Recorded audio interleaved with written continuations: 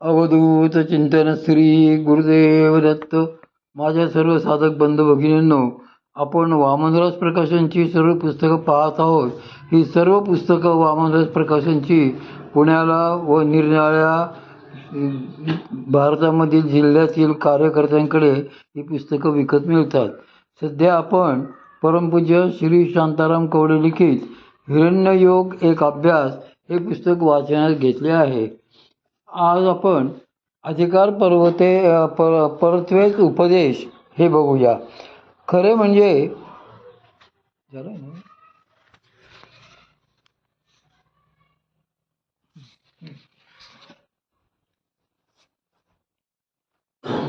अधिकार परत्वेच उपदेश. खरे म्हणजे सद्गुरूंचे वैशिष्ट्य असे असते की अधिकार तैसा करू उपदेश, सारे ओझे त्यास तेची द्यावे. हे जो उपदेश करतील तो ज्याच्या त्याच्या अधिकारानुसारच येणाऱ्या प्रत्येकाला ते अधिकारानुसारच देतात. केवळ करुणा आली म्हणून कोणालाही काही देऊन टाकणे हे काही खऱ्या सद्गुरूंचे लक्षण नाही. पण केवळ ज्ञानदानाच्या बाबतीत, शास्त्र उपदेशाच्या बाबतीत मात्र थोडा वेगळा प्रकार आहे. तसेच कृपेच्या संदर्भातही थोडे वेगळे सूत्र आहे. श्री संत तुकाराम महाराज याविषयी सांगतात की मेघ दृष्टीने करावा उपदेश. ज्याप्रमाणे मेघ हा पात्र अपात्र न बघता सगळीकडे वृष्टी करतो, त्याचप्रमाणे भगवन नामाचा आणि शास्त्रज्ञानाचा उपदेशही पात्र अपात्र असा विचार न करता सगळ्यांनाच करावा. श्री भगवंतांच्या लीलांचे गुणगानही पात्र अपात्र विचार न करता करावे, त्याला काहीच दोष नसतो. परी गुरुने न करावा शिष्य. असे जरी असले तरी देखील गुरूंनी कोणालाही त्याचा अधिकार योग्य असल्याशिवाय आपला शिष्य करून घेऊ नये. शिष्य करताना देखील त्याचा अधिकार ओळखूनच घ्यावा. कारण गुरु शिष्याचे नाते हे ऋणानुबंधाचे नाते असते. आपल्या वैदिक परंपरेत, संप्रदाय परंपरेत गुरु शिष्याचे नाते हे केवळ व्यावहारिक नाते, लौकिक नाते नसून ते अलौकिक असेच नाते असते. मगाशी भगवान सांगितले तसे या श्री गुरु शिष्याचे माता पिता तर होतातच, पण ते त्याचे देव भगवान देखील होतात. माझ्या विठोबाचा कैसा प्रेमभाव, आपणच देव होय गुरु, अशी शिष्याची चोख भूमिका तेथे असते. गुरु शिष्यांचे विलक्षण नाते. असे गुरु शिष्यांचे नाते मोठे विलक्षण असते. शिष्य जरी प्रखर साधनेने, गुरुनिष्ठेने अध्यात्माच्या अधिकाराचे पूर्णतः पंडित झाला, अधिकारातही तो जरी अगदी गुरुसमान झाला, तरी देखील शिष्याने आपल्या गुरूंशी कधीही अद्वैत प्रगट करायचे नसते असा संकेत आहे. शिष्याने आपले लहानपण गुरुसमोर नेहमीच जपावे. त्याचे एक कारण असे आहे की असे वागल्याने शिष्याला त्याचा अहंकार कधीही घातक बाधक ठरत नाही. तसेच गुरूंनी देखील आपले गुरुपण शिष्याला उगाचच दाखवायचे नसते. त्यांनी आपले गुरुपण बाजूला सारून शिष्याला ब्रह्मरूपच जपायचे असते.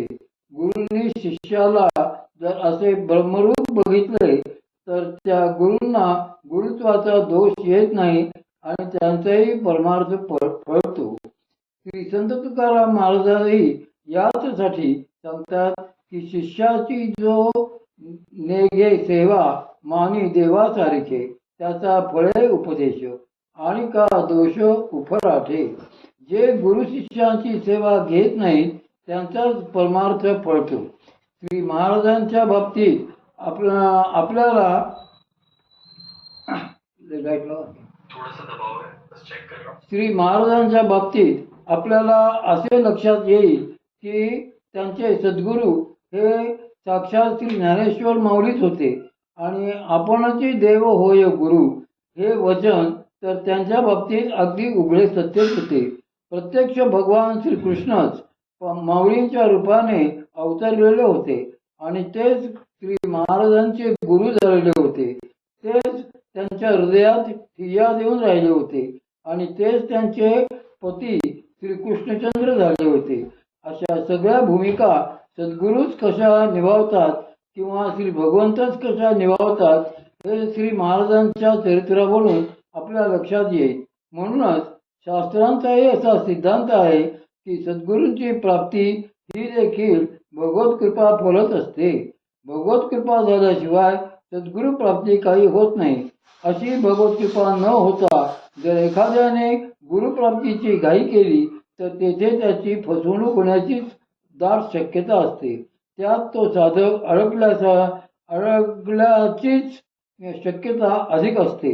अशा वेळी त्याचे गुरुत्व घेणारे जे भेटतात ते सद्गुरूंच्या ऐवजी कायम असद्गुरूच असतात आणि त्याचाही असंच शिष्यत्वाचा अधिकार त्यावरून सिद्ध होतो. पण तेच तो जर शास्त्रोक्त मार्गाने गेला, सगळे श्री भगवंतावर सोपवून राहिला, तर त्याला भगवत कृपेने योग्य अशा सद्गुरूपाशीच आणले जाते. हरिमुखे चेही मीन मौन. याकरता श्रुती स्मृतींनी जो सुलभ राजमार्ग सांगितलेला आहे तोच मार्ग माऊलींनीही जनकल्याणार्थ प्रगट केलेला आहे. माऊली म्हणतात की एखाद्या गुरुच्या मागे मागे वेड्यासारखे फिरणे हे शास्त्रांनी कधीच सांगितलेले नाही. आधी श्री भगवंतांना शरण जावे. हरिमुखे म्हणा पुण्याची गणना कोण करी असे हरिमुखे म्हणावे. तसे म्हणता म्हणता ते हरिमुखे म्हटले जाईल. याचा स्तब्ध होईल आणि तेच हरिनाम आज प्राणावर प्रगट होईल. हरिनामाने शुद्ध पुण्य जोडले जाईल आणि त्या शुद्ध पुण्याच्या योगाने खऱ्या सद्गुरूची प्राप्ती होईल. माऊली हेच मर्म दाखवण्यासाठी सांगतात की ऐशी कर्मे साम्यदशा होय तेथ विरेशा पण मग श्री गुरु आपैसा भेटे जिगा. शुद्ध पुण्याहीने कर्मसाम्यदशेचा उदय झाला की श्री भगवंतांच्या आज्ञेने साधकाला अनुग्रह करण्यासाठी सद्गुरू आपोआप भेटतील. साधकाला त्यासाठी काही वेगळी खटपट करावी लागणार नाही आणि सद्गुरूंचा एकदा अनुग्रह झाला की सगळे अनुभव विश्व आतमध्येच हळूहळू प्रगट होईल. या बाबतीत सर्व शास्त्रांचे आणि संतांचे एक मत आहे. एकदा का तो अलौकिक सद्गुरू कृपा शिष्य हृदयात प्रगट झाली की मग मनची सारस्वते दुभे. असे ते मनच नव सारस्वताला जन्म देते. अर्थ बोलाची वाट न पाहे तेच अभिप्रायोसी अभिप्रायाते विये. अशी त्याची प्रज्ञा सर्वच क्षेत्रात अप्रतिहत संचार करते आणि त्यामुळे त्याच्या पुढे जो शास्त्रांचा अर्थच हात जोडून उभा राहतो. श्री महाराजांची देखील अशी स्थिती होती. ज्ञानाची पैकी गुरु शिष्य नात्याची शास्त्रोक्त अलौकिक मर्यादा श्री महाराजांनी आयुष्यभर पाळलेली आणि त्यायोगे माऊलींचे वचन सत्य केले. माऊली म्हणतात की पै गुरुकुळी ऐसी आवडी दया देखसी जाण ज्ञान तयापासी पायकी करी.